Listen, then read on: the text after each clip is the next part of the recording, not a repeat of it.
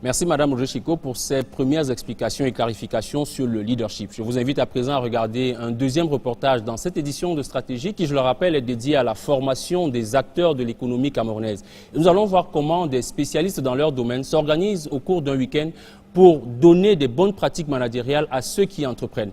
Alors la découverte du week-end des entrepreneurs, c'est en compagnie de Anissé Simo, Merveline Tapi et Arnold Dahl.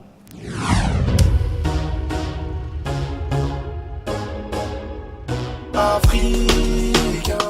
Ne jugez pas, chaque humain est comme il est. Je ne suis qu'un Africain. L'année dernière, la caravane du week-end des entrepreneurs a encore pris la route. La route des bonnes pratiques managériales et entrepreneuriales, la route pour deux régions du Cameroun. Celle de l'Est au mois de juillet et le train pour le Nord Cameroun en décembre dernier. La délégation, forte d'une trentaine de têtes bien pleines, a avalé des centaines de kilomètres à chaque expédition pour prêcher la bonne nouvelle de l'entrepreneuriat. L'Association des entrepreneurs du Cameroun, comme il est désormais de coutume depuis cette édition, transporte avec elle, à chaque escale, expérience et expertise. Dans ses bagages, des modules de formation spécifiques à faire bénéficier aux entrepreneurs des diverses localités. Comment ça marche, une édition du week-end des entrepreneurs? Nous avons particulièrement suivi l'expédition de Berthois.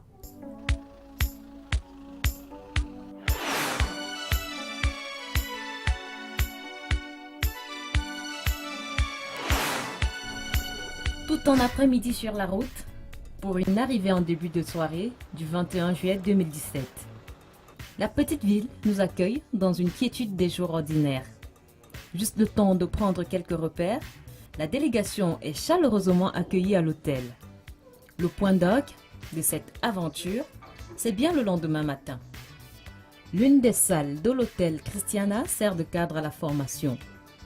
Les autorités administratives au rang desquelles Martin Aloma, délégué régional du ministère des PME, sont installés au premier rang. L'État a créé tout un ministère pour s'occuper des petites et moyennes entreprises.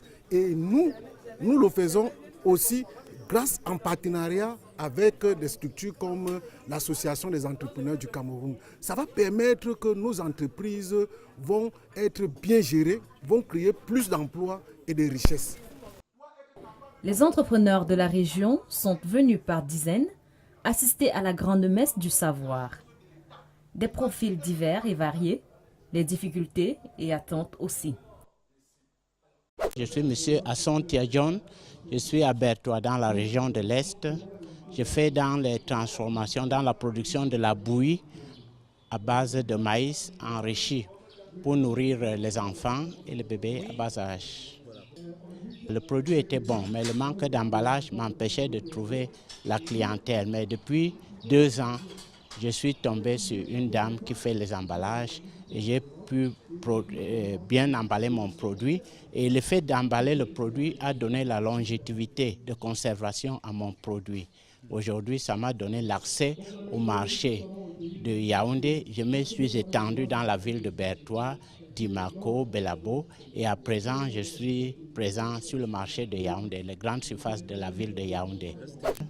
Je suis tombé amoureux des abeilles et partant, j'ai créé une entreprise appelée Mielcam. Oui. Mielcam fait dans la promotion de cette activité qui est encore très peu connue dans le pays, l'apiculture, l'élevage des abeilles. Nous hébergeons les abeilles pour exploiter leurs produits. Nous fabriquons les ruches, nous installons les ruches, on fait le suivi et l'entretien des ruches avec les abeilles. Nous récoltons le miel et on le traite de manière plus naturelle et simple possible, pure. Au vu des termes qui ont été proposés, j'étais très convaincu que je vais recevoir les éléments qui me permettront de sauter ce pas qui m'a toujours paru très difficile, créer l'entreprise avec toutes ces contraintes, la fiscalité qui m'a toujours fait peur. Je suis convaincu qu'en venant à ce séminaire, j'aurai tous les éléments qu'il me faut.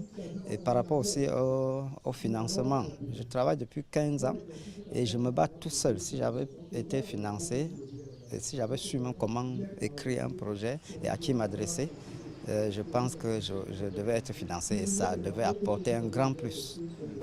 Mon frère et moi, nous avons voulu, par mimétisme, produire du plantain pour créer de la richesse. Seulement, nous avons très vite remarqué que nous avions du plantain et on avait beaucoup investi sur le plan physique, sur le plan financier, sur le plan humain. On avait tellement stressé pour ça qu'on a eu du plantain et on a eu du mal à vendre un régime de plantain à 1500 francs. Et là, ça nous a créé le déclic de pouvoir imaginer ce qu'on pouvait faire du plantain pour lui apporter de la valeur ajoutée. Au menu ce matin-là, le bal des experts et des thématiques bat son plein. Concevoir et opérationnaliser la stratégie de communication d'une PME à moindre coût pour ce qui est du marketing et de la communication, et juste après, une incursion dans l'univers de la propriété intellectuelle. D'ailleurs, à ce sujet, Maître Esther Ngom a entretenu l'assistance sur l'importance de la protection des marques et les pièges à éviter. Il faut déjà savoir que la propriété intellectuelle nous environne. On a toujours l'impression au Cameroun que c'est une chose qui appartient aux autres, mais dans notre environnement, tout ce qu'on a dans nos maisons, dans notre environnement professionnel est composé d'outils de propriété intellectuelle. Le téléphone qu'on utilise, c'est à peu près 400-500 brevets pour le faire fonctionner. C'est des logiciels protégés par le droit d'auteur qui le font fonctionner. Les bouteilles d'eau qu'on boit sont protégées par des marques. L'entreprise même dans laquelle on travaille, son enseigne est protégée comme non commercial. La marque de produits ou services qu'on utilise, les innovations qu'on utilise comme un four, un micro-ondes ou un réfrigérateur, ce sont des droits de propriété intellectuelle. Les médicaments qu'on boit pour se soigner, la musique qu'on écoute, tout ça c'est des créations. Donc on est entouré de créations, on est entouré par la propriété intellectuelle. En général, nous avons des startups qui sont très innovantes, qui innovent sur un produit précis. Il faut qu'ils puissent se ménager les droits de propriété intellectuelle aussi. Il faut qu'ils prennent en compte dans leur stratégie pour pouvoir retourner sur leur investissement. Au-delà des notions liées à la marque, il était aussi question d'aider les entrepreneurs dans la détection des secteurs porteurs. Il faut pouvoir dénicher des secteurs prioritaires d'investissement en tenant compte des contingences de son environnement. Un entrepreneur, tout comme toute initiative visant à développer l'économie, que ce soit dans une petite localité ou à l'échelle d'une région ou à l'échelle d'un pays, doit se baser sur la maîtrise de son environnement. Pourquoi? Parce qu'actuellement, le contexte économique camerounais est par exemple marqué par un essoufflement, si on peut dire, financier de l'État. On voit la lutte contre le terrorisme au nord qui nous coûte beaucoup d'argent. On est actuellement avec un solde budgétaire déficitaire, une balance commerciale déficitaire. Des partenaires qui sont nos voisins qui sont en crise. Le Congo, la Guinée équatoriale, le Tchad. Qu'est-ce que cela a comme impact de façon concrète? Si quelqu'un faisait dans un produit qui visait le marché congolais, le marché équato-guinéen, le marché tchadien, il doit maintenant songer à avoir d'autres partenaires ou bien diversifier son activité. Voilà par exemple comment la connaissance de l'environnement économique peut aider. La région de l'Est est une région qui a un très fort potentiel. On a plus de 100 000 km², on a beaucoup de forêts, beaucoup de ressources minières. On peut développer 1001 filières porteuses de croissance, porteuses d'emploi. Beaucoup de jeunes entrepreneurs aujourd'hui essayent de tenir compte de ces informations pour se lancer. Mais le problème, c'est que dans la région de l'Est, ces projets porteurs, ce sont des projets qui nécessitent de gros investissements. Parce que dans la région de l'Est, ce ne sont pas des projets qui peuvent tenir compte des individus résidant à l'Est. Ce ne sera pas trop porteur parce que la population est assez faible. Ce sont des projets de grandes envergures qui vont au-delà de l'Est, les mines, le bois, ainsi de suite. Cependant, l'un des manquements, comme on a toujours dit, c'est une faible appropriation de l'information par nos entrepreneurs, qu'ils soient jeunes ou vieux. C'est pourquoi l'AEC et tous ces organismes qui militent dans ce cadre, nous saluons ce type d'initiative parce que ça permet à l'entrepreneur jeune de mieux maîtriser son environnement et de le rendre optimal. Lionel Boudjeka, auditeur senior en comptabilité finance et consultant en gestion des organisations, a quant à lui démontré comment optimiser la gestion fiscale d'une PME. Les entrepreneurs, pour l'essentiel, ne maîtrisent pas certaines techniques en matière de gestion comptable. Parce que vous devez savoir que la fiscalité des PME est fortement assise sur la gestion administrative et comptable. Par conséquent, les jeunes entrepreneurs se focalisent plus sur les domaines qui sont en rapport avec leur capacité de production. Exemple, si un individu fait dans la transformation du bois, c'est d'abord à la base peut-être un menuisier, il va plus se concentrer sur les questions d'ordre technique plutôt que sur les questions d'ordre administratif ou comptable qui, malheureusement pour lui, sont très essentiels lorsqu'il s'agit de connaître le niveau de taxation ou bien d'imposition auquel il peut être assujetti. Ces entrepreneurs déjà devraient, comme on a dit tout à l'heure, aller au-devant de l'information. Savoir qu'au point de vue fiscal, la première option, ce n'est pas de chercher à tricher, mais chercher à se conformer aux exigences et aux règles. Parce que ce n'est qu'à travers cette volonté de se mettre en conformité avec les exigences de l'administration qu'il pourra, comme on utilise souvent le terme, optimiser sa fiscalité, c'est-à-dire payer moins d'impôts que ce qu'il escomptait payer, parce que la fuite ou bien encore la dissimulation du chiffre d'affaires n'est pas la solution qui s'offre à lui. Et pour ce qui est du financement des projets et de l'accès au crédit, l'association a fait venir un banquier pour la question qui suscite toujours tant d'interrogations. Tous veulent accéder au crédit, mais comment y arriver? Il faut que je sache exactement ce que je vais faire. Pour que quand j'arrive devant le banquier, je sais exactement ce que je dois dire. Parce que pour le banquier, l'information est capitale. Ce que je vais faire de mon projet, il est capital.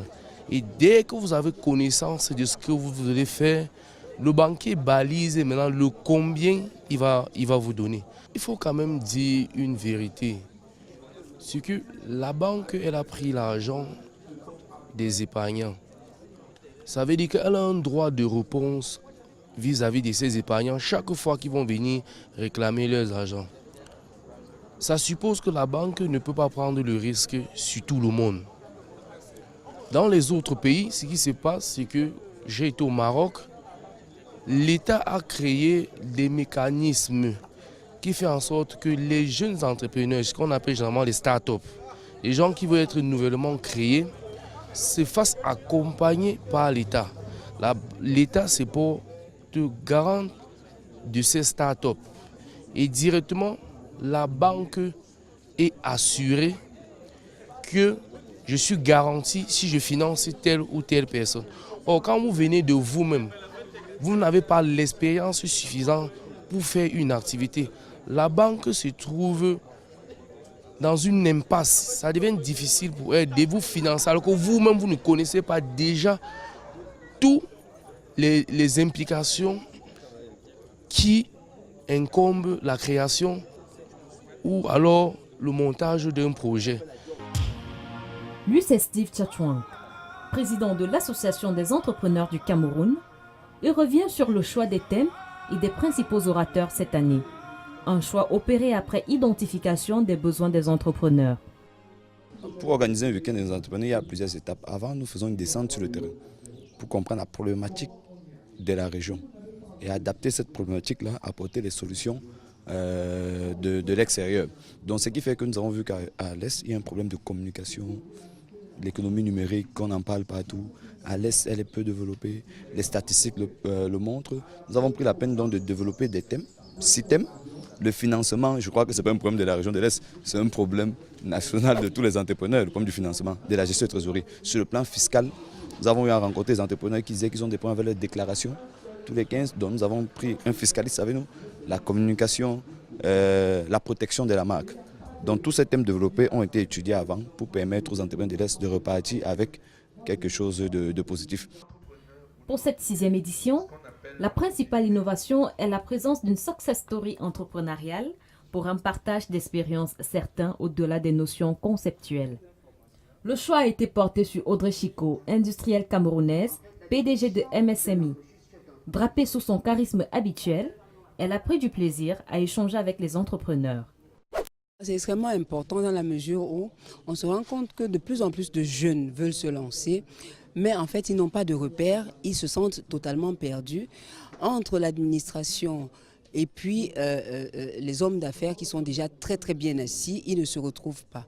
Il est donc important que des gens qui sont un peu plus proches d'eux en termes d'âge, de vécu et de quotidien puisse leur parler de leur vécu, de tous les jours, de leur expérience, même à l'international, et d'éveiller en eux, en fait, d'éveiller ce déclic-là qui pourrait faire quelques chefs d'entreprise, parce que tout le monde ne le saura pas.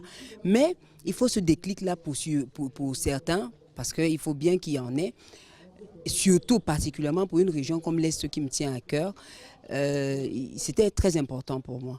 Et je pense qu'on a essayé de faire le maximum, bien que, comme ils ont dit, ils ont raison, il y a vraiment besoin de revenir à plusieurs reprises parce que c'est un travail qu'on a démarré, il va falloir l'amener jusqu'au bout. Il faut qu'il se trouve des modèles, pas forcément dans l'entrepreneuriat, on peut trouver des modèles partout, mais il est essentiel que chaque jeune puisse se trouver un modèle et puisse se calquer à partir de cet instant-là sur ce modèle. Maintenant, si le fait que nous venions, nous sommes quand même une 50aine d'entrepreneurs pour ce week-end de l'entrepreneuriat ici à l'Est, ils vont trouver forcément parmi nous des gens qui vont les inspirer et qui voudront suivre. Au finish, toute une forêt de ressources nécessaires pour exploiter le fort potentiel de la région. Tous ces éléments ont été profitables pour nos entrepreneurs. J'ai trouvé que c'était intéressant et là, je crois que j'ai découvert beaucoup de spécialistes qui parlent avec beaucoup d'aisance des problèmes que nous gérons au quotidien. Ce séminaire est très profitable. On a insisté sur l'importance du fait que quand nous payons nos impôts, nous aidons l'État, nous faisons vivre l'État. Je suis venu dans ce week-end des entrepreneurs parce que je veux bien entrer dans la maison des entrepreneurs, sortir peut-être de la très petite entreprise, devenir également un grand entrepreneur, m'étendre dans tout notre pays, passer de Yaoundé aussi à Douala et pourquoi pas bien m'étendre dans la ville de Yaoundé. J'ai appris beaucoup de choses et je retiens quelques-unes. J'ai appris quelques techniques de marketing que désormais je vais les appliquer. La satisfaction est partagée. Les organisateurs peuvent déjà entrevoir le futur. À chaque région, nous découvrons le Cameroun et nous comprenons que vraiment le Cameroun, il est grand. Et il y a tellement de richesses, tellement de valeurs qui font en sorte que chaque région, on se dit, mais on a déjà beaucoup fait, ça devient encore une nouvelle étape. Donc à mi-parcours, nous sommes ici parce que l'association est tienne. Nous sommes accompagnés de plus en plus. Les membres commencent à comprendre, ou les futurs membres, ou les futurs entrepreneurs, l'importance d'adhérer dans un regroupement pour être plus fort et pouvoir soumettre nos problématiques. Donc je vais dire aussi aujourd'hui, avoir près de 130 personnes dans la salle, venues de l'extérieur et de Bertois, nous fait comprendre que vraiment nous sommes en train de toucher du bois les réalités des entrepreneurs. Donc nous pensons pas nous arrêter là, nous pensons faire les 10 régions du Cameroun. Donc après Bertois, nous allons faire un bilan comme il se doit, juste Garoua, le nord, son palais, le littoral, le centre.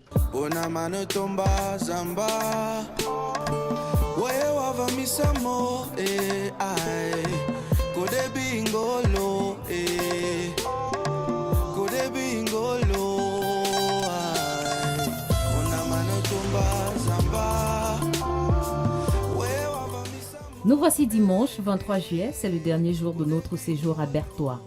Mais avant de quitter la ville, la caravane des entrepreneurs va effectuer une visite au centre de formation professionnelle des Amis de Saint-Joseph de Kaigama. Un véritable incubateur pour jeunes exploitants et producteurs en activité agro-pastorale. Cette visite effectuée sur le chemin de retour est venue mettre un point final à ce périple entrepreneurial dans la région du Soleil Levant.